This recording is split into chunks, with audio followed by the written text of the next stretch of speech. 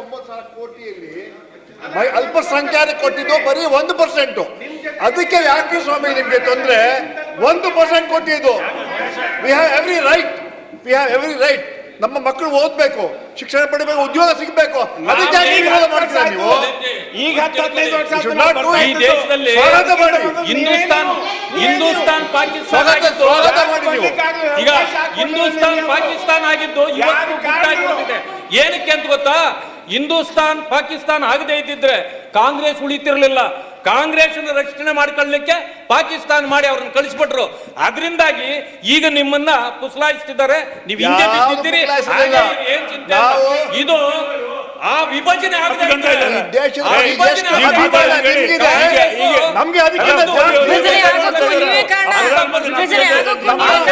ತಾವು ಅರ್ಥ ಮಾಡ್ಕೊಳ್ಬೇಕಿದು. ಅಲ್ಲ, ನಮ್ಮ ದೇಶ ಅಭಿಮಾನ, ನಿಮ್ಮ ದೇಶ ವ್ಯವಸ್ಥೆ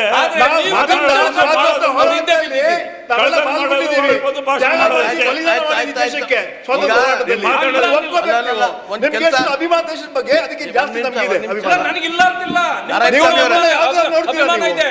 ಆದ್ರೆ ಕಾಂಗ್ರೆಸ್ನ ಕುತಂತ್ರ ಆವತ್ತು 2 ವಿಭಜನೆ ಆಗದೆ ಇದ್ರೆ ಇವತ್ತು ಕಾಂಗ್ರೆಸ್ ಉಳಿತಿರಲಿಲ್ಲ.